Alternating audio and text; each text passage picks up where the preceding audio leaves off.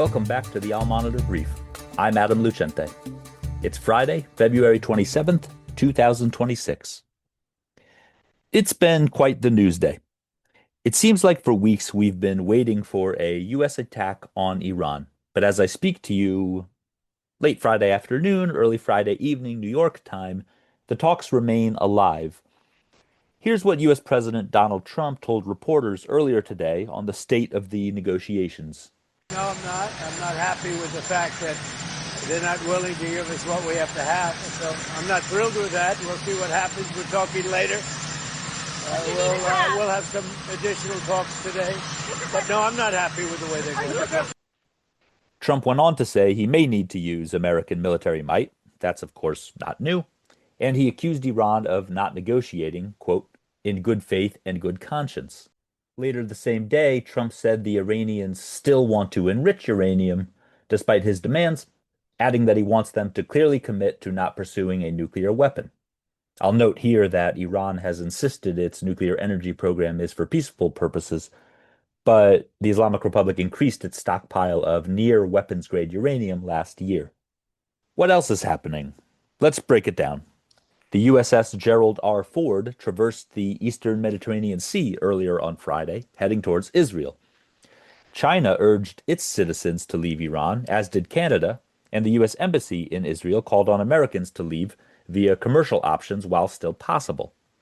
France likewise urged its citizens to avoid travel to Israel. Omani Foreign Minister Badr el-Busaidi, who is one of the main mediators in these talks, was in Washington on Friday and met Vice President J.D. Vance, updating him on the negotiations. Later, he told CBS, quote, a peace deal is within our reach. U.S. Secretary of State Marco Rubio is still slated to visit Israel on Monday, and technical talks are expected in Vienna sometime next week. So where do the U.S.-Iran talks stand? Here's what our diplomatic correspondent, Elizabeth Hagedorn, had to say about their status and also what we can glean from these travel warnings. The talks yesterday in Geneva ended without a breakthrough. That's not surprising given how far apart the two countries were heading into the talks, with Iran insisting on its right to enrich uranium and the U.S. insisting that it dismantle its nuclear program. Now, there is a plan for technical talks in Vienna next week. That's according to the Omani foreign minister and the Iranians. Those talks will coincide with a meeting of the International Atomic Energy Agency's Board of Governors. But we haven't actually gotten confirmation of the U.S. participation in next week's talks. Somewhat unusually, the White House did not respond to reporters' requests for comment yesterday. Perhaps this was a way of giving Trump some wiggle room as he decides whether to continue the diplomacy or strike Iran as threatened.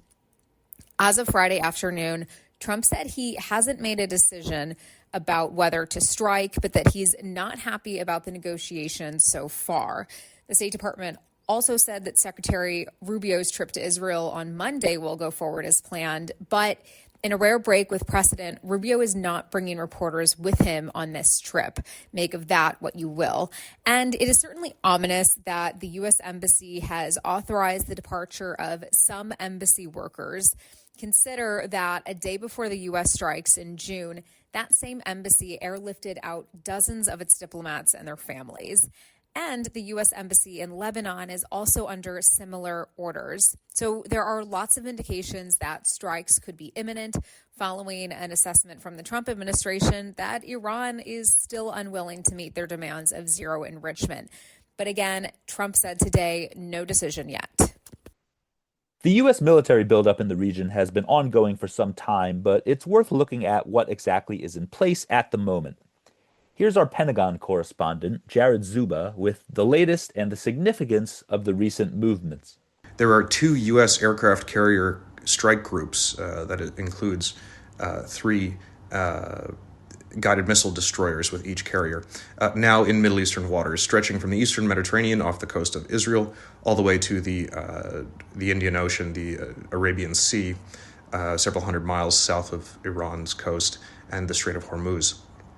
That's in addition to squadrons of F-15s, F-16s, FA-18s, F-35s, and most recently F-22 Raptors, stealth top-of-the-line Tier 1 fighter aircraft employed by the United States Air Force, which just arrived in Israel in the past few days. Now, it appears the president hasn't made a decision yet, but whether or not to launch U.S. military strikes. But as the time towards a strike gets closer, there are a few things you'll want to watch out for, which we're likely to see and, in fact, already are seeing. One of them is the apparent dispersal of high-value U.S. military sustainment and combat aircraft, as well as naval vessels, out of and away from core central bases along the Gulf littoral. We've seen in the past day or two continued drawdown of American refueling tankers, KC-135s, that appeared in commercial satellite imagery. In recent days, they were at Al Udeid Air Force Base in Qatar. They are now no longer there as of Friday. So what you're going to continue to see is a sort of dispersal of U.S. forces away from Iran's borders. And paradoxically, what that signifies is an attempt and a preparation by U.S. CENTCOM to have its forces already in a defensive position when it launches the strikes. What do I mean by that? Well, the further away U.S. military assets are from Iran's borders, if they are instead stationed, rather than in the Gulf littoral, in bases like Muwafaq Salti Air Base in Jordan and Ovda in southern Israel, they are far further out from the inner circle range, close range of Iran's short-range ballistic missile arsenal, which is the most accurate of its arsenal and its projectile arsenal. The further away you get from Iran's launch sites, the less precise their ballistic missiles become. So this is an attempt to sort of prepare a defensive position before the offensive strikes have already begun. Now, it's noteworthy the basis at which you're seeing this U.S. Consolidation, particularly of aircraft. Muwafaq Salti Air Base in Jordan and this other air base I mentioned in southern Israel. These are bases that are not only further away from Iran's borders, they are largely covered by Israel's air defense and highly sophisticated ballistic missile defenses. So what you're seeing is what appears to be an attempt by U.S. Central Command to put its most valuable assets, both strike and defensive assets, under a combined U.S. and Israeli ballistic missile air defense umbrella, really taking no chances for potential U.S. casualties with this in preparation, posturing for this operation. Jared also went over where the USS Gerald R. Ford that I mentioned earlier may be heading precisely. Additionally important that's worth watching is the position of U.S. carriers. The USS Gerald R. Ford arrived in the Eastern Mediterranean after departing Crete yesterday. We don't yet have confirmation from Pentagon officials as to where it's going, but if it is to be stationed off Israel, which was its last reported location, that'll be the first time a U.S. aircraft carrier has been stationed off Israel over the past three direct attempts, some of them successful, by Iran to launch ballistic missiles into Israel over the past 2 years. In the June 2025 war, there were 5 U.S. Navy destroyers off the coast of Israel equipped with Aegis anti-ballistic missile targeting systems. That still, unfortunately, was not proved sufficient to fully bolster the effectiveness of Israel's David's Sling and Arrow anti-ballistic missile systems 100%. I believe it was roughly 30 people were killed in Iranian ballistic missile strikes in Israel during the June 2025 war. So if the Ford does remain there, it will be able to contribute to that air defense, and particularly the destroyers that are accompanying it, which are equipped with SM-6 and SM-3 interceptors, will be able to do so. There are also, according to my sources, 2 THAAD batteries in Israel right now. Those are American anti-ballistic missile systems. Finally, Jared spoke about the risks of this conflict dragging on. And 2 more very brief points to keep in mind. One is that for the Pentagon and for the United States, but also for Iran, the longer, if this conflict breaks out, if these U.S. strikes are launched, the longer the back and forth fighting goes, the worse for everybody. The U.S., for its side, is not looking for a prolonged engagement. The Pentagon is running somewhat low on key interceptor munitions, including for its THAAD batteries. And the Pentagon, and the president as well, has been reportedly seriously concerned about the potential for American casualties in these types of operations. Now, I understand that the CENTCOM commander, Navy Admiral Bragg Cooper, was brought in to brief the president last night alongside the chairman of the Joint Chiefs of Staff, General Dan Kane, on sort of final preparations for these strikes. And I suspect it's very likely that the president wanted to know just how protected U.S. forces are under this combined U.S. and Israeli air defense umbrella which comprises parts of Jordan and, of course, obviously Israeli territory. So these are the things to watch. Keep an eye on the Suez. If the Ford transits the Suez, or if you see a U.S. Navy submarine, guided missile submarine, if that's going to join from the Mediterranean into the Arabian Sea for any attacks, it will have to pass through Suez, and it will have to surface in order to cross through the canal. So these are things to keep an eye on over the weekend, and hoping for the best here. Don't go anywhere. We'll be back with more after this short break. Today's transformation of the Middle East is at the center of global geopolitics. Whether you're an analyst, diplomat, executive, or academic, you need the best reporting and analysis to understand what's really happening on the ground and what it means for the world. Al-Monitor is the award-winning independent leader in Middle East news.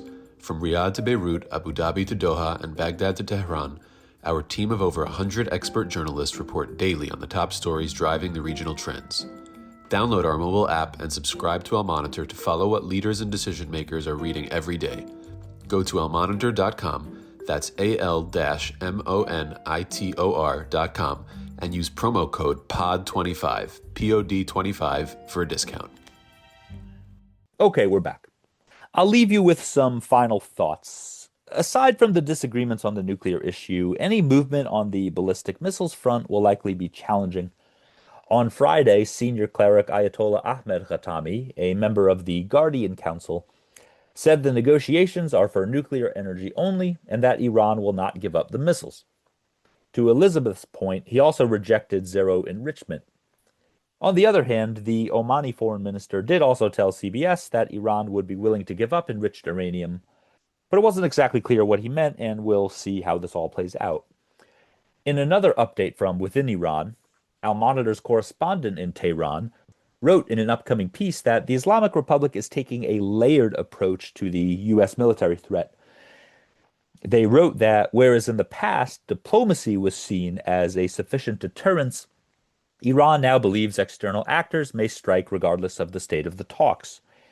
And given the decreased legitimacy domestically after the crackdown against protesters and rioters earlier this year, Iran wants to maximize cost imposition on the U.S. in the event of a strike.